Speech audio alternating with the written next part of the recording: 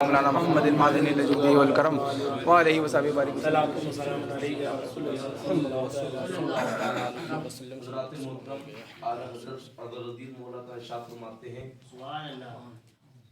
دشمن احمد کی شدت بے شک بے شک کیا محبت کیجئے غیظ میں جل جائے بے دین یا رسول اللہ کی کثرت کیجئے چرچا انہی کا سبحان اللہ سرکار کا چرچا اتنا کیجئے آلہ فرماتے کیجئے چرچا انہی کا سبحان اللہ جانے کافر پہ قیامت کیجئے سرکار کا چرچا اتنا کیجئے اتنا کیجئے اتنا کیجئے کہ جو نبی کا دشمن ہے وہ ویسی جل کر خاک ہو جائے بے شک یہ کون سے اہل سنت جماعت والے ہیں یہ کتنے مضبوط ہے کہ ان کے نبی کا چرچا اتنا کرتے ہیں اور ایک ہم ہے کہ نبی کو بے بس معاذ اللہ مر کے مٹی میں مل گیا تو کہتے ہیں آپ فرماتے ہیں اتنا چرچا کیجئے کہ جانے کافی پر قیامت کیجئے اتنا چرچا کرو کہ وہابیوں کے اوپر قیامت ڈھا جائے اور آج فرماتے ہیں آج لے ان کی پناہ آج لے ان کی پناہ آج مدد مانگ ان سے قیامت میں اگر مانے جان ہے عشق مصطفیٰ جان ہے عشق مصطفیٰ روز وضو کرے خدا جس کو ہو درد کا مجا نازے دوا اٹھائے سبحان اللہ حضرات محترمی سرکار غوث ماہ برکت مولا تعالی کی بڑی پاک محفل ہے سبحان اللہ اس میں صرف وہی بیٹھے ہیں سبحان اللہ جو مکمل ایمان والے ہیں سبحان اللہ مکمل ایمان والے ہیں لیکن اور بھی محفل لوگ کرتے ہیں جس میں کئی سنہ کلی بھی آ جاتا ہے معاذ اللہ کوئی وہابی ساٹھ میں ٹکنے والے بھی آ جاتے ہیں الحمدللہ یہ وہ محفل ہے یہاں پہ الحمدللہ وہابیوں سے بچنے والے ہیں لیکن کیا ہوتا ہے نا کہ لوگ پھر بھی وہابیوں سے دور نہیں ہو پاتے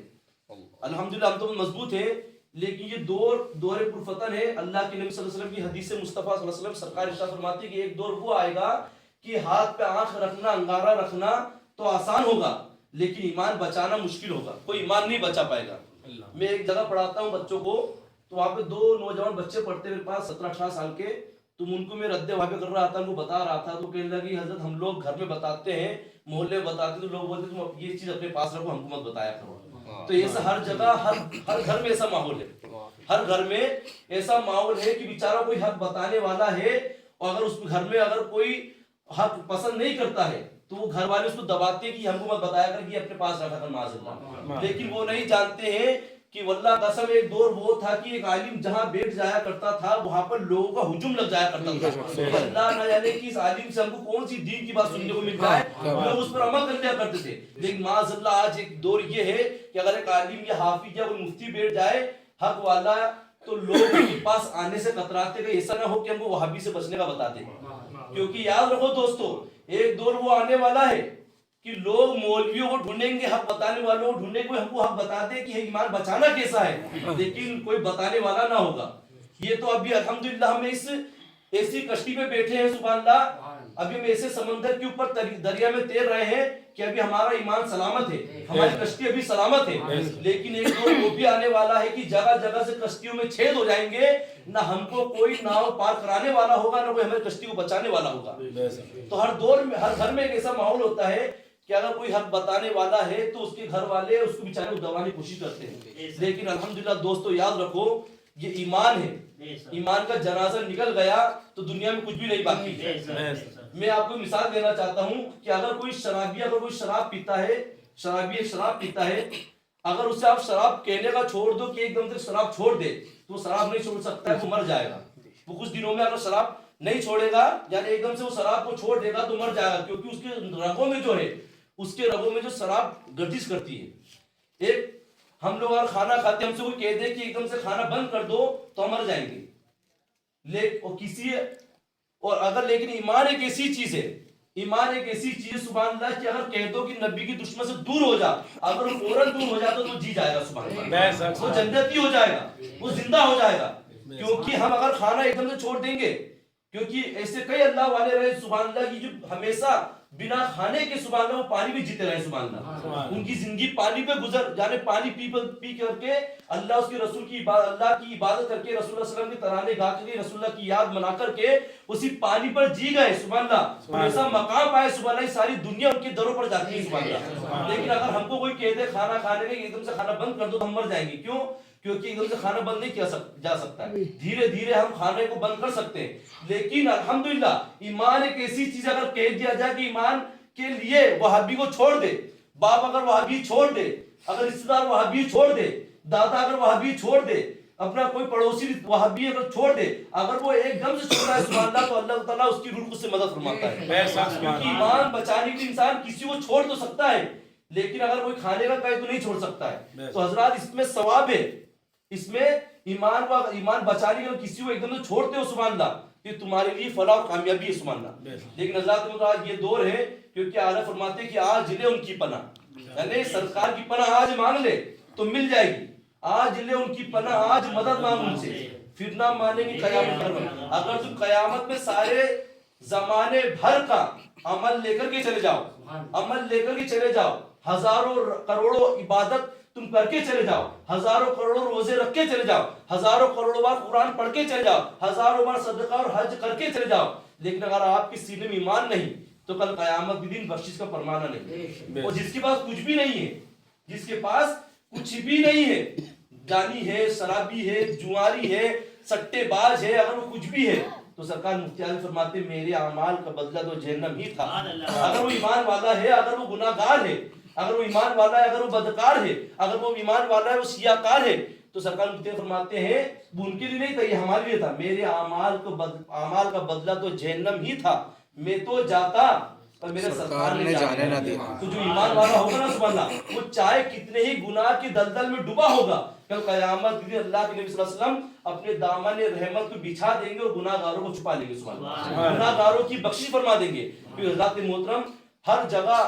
ये वो पुरपतन दौर है, क्योंकि हज़रत याद करो सहाबा की कुर्बानी को सुभान अल्लाह। मैं 2-4-10 मिनट और बोलूंगा, क्योंकि ईमान बचाना भी बहुत जरूरी है।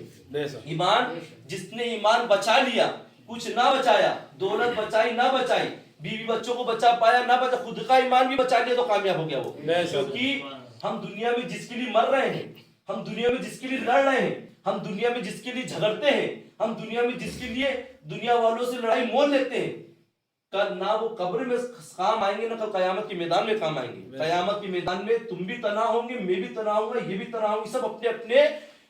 अपने अमाल के लिए और अपने अपने अकीदे की बिना पर वो अब तन्हा होगा। कोई सोच रहा हो कि मैं बच जाऊं, कोई मुझको नेकियां दे दे, कोई सोचेगा कोई मुझको ईमान सदका कर दे, कोई मुझको ईमान दे दे तो मैं बच जाऊं, अल्लाह की गजब से बच जाऊं, अल्लाह के कहर से बच जाऊं। लेकिन हजरत कल कयामत दिन जो होगा 50,000 साल का एक दिन होगा। बीबी से आप कहोगे कि एक नेकी दे, बीबी कहेगी कि नहीं वो दुनिया थी, मैं दुनिया में तेरी थी, दुनिया में मुझसे मांगता था, मेरी बदले की रोटी भी दे दिया करती थी, तो दुनिया मुझसे मांगता था, मैं अपने बदले का तुझको रुपया भी दे दिया करती थी। लेकिन ये आखिरत है, ये जजा की जगह है, यहाँ पर मैं अपने अमाल नहीं दूंगी, अगर मैंने अपने अमाल दे दी तो मैं खुद फंस जाऊंगी। बेटे से कहोगे तो बेटा भी यही कहेगा, बाप वो दुनिया था, दुनिया में अगर तुमने कहा था बेटा मुझको 10,000 रुपए दे दे तो वो दे दिया तो मेरी कमाई हुई थी। लेकिन ये बाप ये अमाल ये जजा की जगह है, यहाँ पे हमने जो दुनिया में अमाल किया है उसकी जजा मिलने वाली है, नेकी तो नहीं दूंगा। यानी कि पता चला कि कल जिसके लिए हम दुनिया में लड़ते रहे, जिसके लिए दुनिया में हम झगड़ते रहे, हम जिस बाप के लिए दुनिया में झगड़ते रहे, अगर वो बाप देवबंदी था, हम बाप को दुनिया में नहीं छोड़ पाए, अगर माँ देवबंदी थी, माँ को नहीं छोड़ पाए, अगर रिश्तेदार देवबंदी थे, देवबंदी रिश्तेदार को ना छोड़ पाए, अगर भाई देवबंदी था, भाई को ना छोड़ पाए, अगर बहन देवबंदी हो गई थी तो बहन को ना छोड़ पाए, हम दुनिया में रिश्तेदारियों पे लड़ते रहे, जिसके लिए लड़ते रहे, कल कयामत की ना तुम्हारी बहन साथ आएगी, ना वो तुम्हारा बाप साथ आएगा, ना वो तुम्हारा भाई साथ आएगा। क्योंकि जब दुनिया में जब कयामत के दिन कोई साथ आने वाला नहीं है, जब दुनिया से जाना अकेले है और अकेले अल्लाह की बारगाह में अपने हिसाब किताब का मुआयना करना है, तो हजरत मोहतरम दुनिया में रह करके हम किसी के लिए क्यों झगड़े, उनको हक बताते रहो, ये हक बताते रहो कि वहाबी से परहेज करो, वहाबी मुर्तद काफिर है। जिसने सुनो मेरी बात सुनो, अगर कोई कुरान के हर्फ का इनकार कर दे तो काफिर हो जाए, कोई हदीस के हर्फ का इनकार कर दे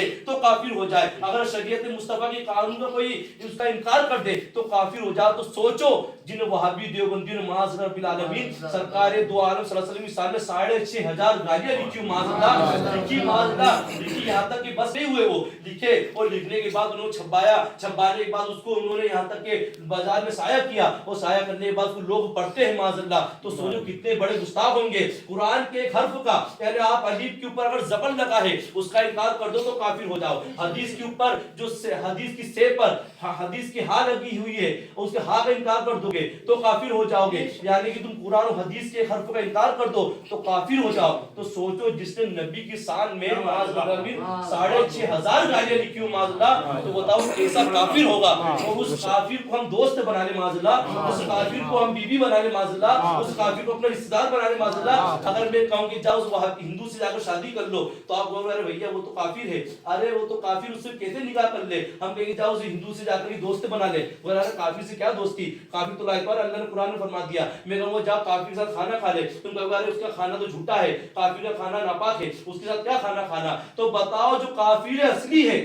جس نے ابھی اسلام کو سمجھا نہیں ہے, جو کافر اصلی ہے جس نے اسلام کو سمجھا نہیں, تو تم اس کے ساتھ رشتہ داری نہیں کر سکتے ہو, اس کی عورت سے یا بچی سے نکاح نہیں کر سکتے ہو جب تک کلمہ نہ پڑھا لو, اس سے دوستی نہیں کر سکتے ہو کہ جب تک کہ وہ تم اس پہ بھروسہ نہ کرو یا تم پر بھروسہ نہ کر لے. تو بتاؤ کہ اس وہابی دیوبندی مرتد دین سے تم کیسے رشتے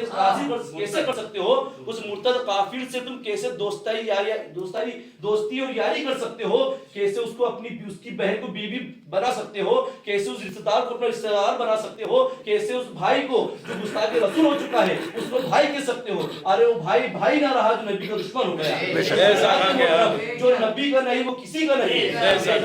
یاد رکھیے اعلیٰ فرماتے ہیں آج لے ان کی پناہ, جس نے آج نبی کی پناہ لے لی, جس نے آج نبی صلی اللہ علیہ وسلم کی پناہ لے لی تو پناہ لے لی, کل وہاں کچھ نہیں ملنے والا ہے. سرکار فرماتے ہیں کہ تو میرا گستاخ تھا, میرے اہل بیت پر گالیاں دیا کرتا تھا, میرے بیٹے غوث اعظم کو, میرے بیٹے عبد القادر کو گالی دیا کرتا تھا, معاذ کہا کرتا تھا کہ یا غسنی یا غوث اعظم نہیں پکارنا چاہیے معاذ اللہ, اہل بیت کے نام سے شبیہ نہیں لگانا چاہیے معاذ اللہ. تم میرے پیاروں کا گستاخ تھا, میرا گستاخ تھا, میرے رب کا گستاخ, اب کیا لینے آیا ہے, جب تو مانا نہیں اب ماننے سے کیا. کیونکہ قیامت کا جب میدان ہوگا اللہ کے نبی صلی اللہ علیہ وسلم کو جو ہے سبحان اللہ حوض کوثر عطا فرمایا جائے گا, سارے نبی دیکھتے ہوں گے سبحان اللہ. اور کل قیامت کا میدان ہوگا, اللہ کے نبی صلی اللہ علیہ وسلم کو لیوائے الحمد کا جھنڈا عطا کیا جائے گا سبحان اللہ. کل قیامت کا میدان ہوگا سبحان اللہ, اللہ کے نبی صلی اللہ علیہ وسلم جو ہے جو وکالت کی کرسی پر بیٹھے ہوں گے سبحان اللہ. یعنی کہ تمام مقامات اللہ کے نبی کو عطا کیا جائے گا, کوئی نہ حضرت آدم کو نہیں عطا کیا جائے گا, نہ موسیٰ کو عطا کیا جائے گا, نہ عیسیٰ علیہ السلام کو عطا کیا جائے گا, نہ نوح علیہ السلام کو عطا کیا جائے گا, نہ ہود علیہ السلام کو عطا کیا, کوئی نبی کو نہیں, صرف واحد اللہ ماشاءاللہ ایک نبی اللہ کے نبی صلی اللہ علیہ وسلم کو عطا کیا جائے گا. بتاؤ کہ جس نبی کو اللہ تعالیٰ دنیا میں بھی انہی کی محبت بھی پیدا فرمائے ہم لوگوں کو, اور قیامت کے دن بھی قیامت سجائی گئی تو انہی کے لیے سجائی گئی. تو بتاؤ کہ ہم کس طرف جا رہے ہیں, ہم کس طرف جا رہے ہیں کہ کوئی نبی کو مقام نہ آتا ہو وہ اللہ کے صلی اللہ علیہ وسلم کو عطا ہو. بتاؤ اس کے گستاخ سے ہم دوست یاری کریں, ان کے ساتھ ہم شادی بیاہ کریں, تو سوچو کہ ہم کس قسم کے سنی ہیں. لوگ آج معذرت کہتے ہیں کہ ہم سنی ہیں, غوث اعظم نعرہ لگا رہے ہیں ہم سنی ہیں, اعلیٰ حضرت نعرہ لگا رہے ہیں ہم سنی ہیں, امام حسین کا نعرہ لگا رہے ہیں سنی ہیں. ارے سنیت وہ نہیں, سنیت تو اعلیٰ حضرت نے بتا دی سبحان اللہ کی مومن وہ جو ان کی عزت مرے دل سے, وہ جو ان کی عزت مرے دل سے, اور مومن ہونے کا دعویٰ بھی کرے, اور معاذ اللہ اور سبیل امام حسین بنائے, اور کھچڑا امام حسین بنائے, اور وہابی کو بلائے تو مومن نہیں دھوکے باز ہے, دغے باز ہے. شادی کرے غوث اعظم کا نام کا نعرہ لگائے اور شادی کرے, شادی میں وہابی کو بلائے تو سمجھ لو دھوکے باز ہے. یہ غوث اعظم کا سیدائی نہیں ہے, یہ غوث اعظم کا فدائی نہیں ہے, چاہے کوئی بھی ہو. سنیت اس کا نام نہیں, سنیت نام ہے مومن وہ ان کی عزت پہ کرتا بھی ہے تعظیم تو مرے دل, سنیت اس کا نام ہے. تو میں اللہ کی بارے میں دعا کرتا ہوں کہ ہم سنیت کو سمجھے کہ آخر سنیت نام کس کا ہے. تم سنیت کو سمجھ لو گے تو ایمان کو سمجھ لو گے, کیونکہ سنیت جو ایمان ہے سبحان اللہ, اور جس نے ایمان کو سمجھ لیا, شریعت کو سمجھ لیا, اللہ اس کے رسول کو سمجھ لیا, اور جس نے اللہ اس کے رسول سمجھ لیا, چاہے ان کے سامنے کوئی بھی آ جائے, اس کا باپ آیا کہے گا غیر ہے, ماں آ جائے اگر ماں بد مذہب ہے تو اگر ماں آ جائے کہے گا غیر ہے, اگر ان کے سامنے کوئی بھائی آ جائے اگر بد مذہب ہے یا بد مذہب دوستی رکھتا ہے تو کہے گا غیر ہے, کیونکہ اعلیٰ نے فرما دیا انہیں جانا انہیں مانا نہ رکھا غیر سے کام, انہیں جانا انہیں مانا نہ رکھا غیر سے کام, للہ الحمد میں دنیا سے مسلمان گیا. کیونکہ جو بھی نبی اور ہمارے بیچ, ہمارے نبی اور ہمارے محبت کے بیچ میں آڑا بنے وہ غیر ہو جائے گا. اللہ کے نبی صلی اللہ علیہ وسلم ہماری محبت کے بیچ میں جو آڑا بنے, رکاوٹ بنے, وہ سمجھ لو غیر ہے. چاہے وہ باپ ہو, چاہے وہ بھائی ہو, چاہے وہ بہن ہو, چاہے وہ رشتہ دار ہو, چاہے وہ کنبے والا ہو, چاہے قبیلے والا ہو, چاہے خاندان والا ہو, چاہے وہ کوئی بھی ہو, اگر نبی اور امت کی محبت کے بیچ میں اگر کوئی آڑا راہ بنتا ہے, روڑا بنتا ہے, راستہ بنتا ہے, تو سمجھ لینا وہ غیر ہو گیا. آج نے فرما دیا انہیں جانا, آج صرف انہیں کو جانو, انہیں کو مانو. ان کو جان لیے تو یہاں بھی کامیاب, وہاں بھی کامیاب. آج لے ان کی پناہ, آج مدد مان ان سے, کل نہ مانیں گے قیامت میں اگر مان گئے. تو حضرات کو تو یاد رکھو کہ ایک دور وہ بھی آنے والا, لوگ سوچیں کہ ہم کو کوئی حق بتا دے تو حق نہیں بتا پائیں گے, کیونکہ لوگ جب علماء ہی نہیں بچیں گے نا, علماء بچیں گے نہیں جو حق بتائے تم کو, کیونکہ جتنے بھی حق علماء ہیں وہ سب دھیرے دھیرے جو ہے وہ تبدیل ہوتے چلے جا رہے ہیں. حق علماء بچ ہی نہ رہے. اب جو تھوڑی بہت حق علماء بچے ہیں ان کے نیچے جو حق عوام بچی ہے, تو وہ تھوڑا اللہ اس کے رسول کی جد و جہد کر رہے ہیں, لیکن لوگ ان کو معذرت فتنے باز کہہ رہے ہیں. معذرت لوگ کہہ رہے ہیں کہ انہوں نے نیا فرقہ لے کے معذرت. ارے اللہ اس کے رسول بہتر جانتا ہے کہ ایمان والے کس لیے کام کر رہے ہیں. نہ وہ دولت و لالچ کے لیے کر رہے ہیں, نہ شہرت و ثروت کے لیے کر رہے ہیں, نہ وہ زمین و جائیداد کے لیے کر رہے ہیں, صرف خالص اللہ اس کے رسول کی محبت. بے شک. ارے یاد کرو صحابہ کی قربانی کو, کہ حضرت کل 2 دن بعد حضرت امام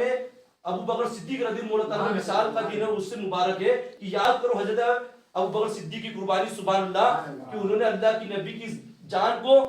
کیسے, انہوں نے نبی کی جان کو اپنی جان کو وار دیا. سبحان اللہ. آپ کو غار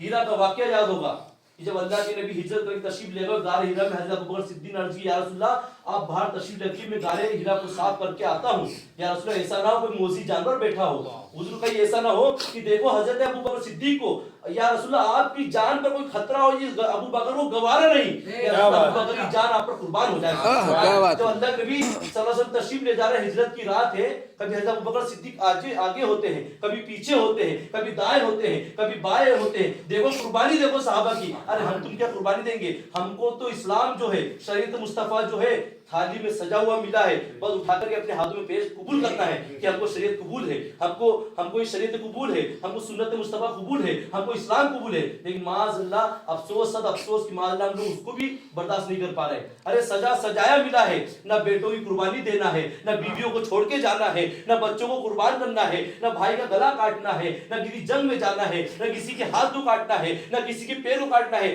صرف واحد اللہ ماشاءاللہ اتنا کرنا ہے کہ یہ کہنا ہے کہ اتنا کہنا ہے دشمن احمد پہ شدت کیجئے, ملحدوں کی کیا مروت کیجئے, غیظ میں جل جائے بے دینوں کی دل یا رسول کثرت کیجئے. یعنی کہ حضرت ابو بکر صدیق کبھی دائیں چل رہے, بائیں چل رہے, آگے چل رہے, پیچھے چل رہے. اللہ کے نبی ارشاد فرماتے ہیں ابو بکر یہ کیا کر رہے ہو, کبھی آگے چلتے ہو, کبھی پیچھے چلتے ہو, کبھی دائیں چلتے ہو, کبھی بائیں چلتے ہو. تو حضرت ابو بکر صدیق عرض کرتے یا رسول اللہ فدا کا امی و ابی ہو, یا رسول اللہ میرے ماں باپ پر قربان ہو. یا رسول اللہ ابو بکر یہ چاہتا ہے اگر کوئی حملہ کرنے والا دشمن آگے سے حملہ کرے تو پہلے ابو بکر پہ حملہ کرے, اگر کوئی دشمن حملہ کرنے والا دائیں سے حملہ کرے تو پہلے ابو بکر پہ حملہ کرے. اگر کوئی حملے کرنے والا دشمن, آپ کا دشمن اگر حملہ کرے, میرا دشمن نہیں یا رسول اللہ وہ آپ کا دشمن ہے, آپ کا دشمن اگر حملہ کرے آپ پر تو پہلے ابو بکر پہ حملہ کرے, اگر کوئی پیچھے سے حملہ کرے تو وہ ابو بکر پہ حملہ کرے. سبحان اللہ. یعنی کہ یا رسول اللہ یا ابو بکر کی جو جان ہے یا رسول اللہ آپ پر قربان ہے. سبحان اللہ. یعنی یا رسول اللہ میں اپنی جان کو قربان کر دوں گا, یا رسول اللہ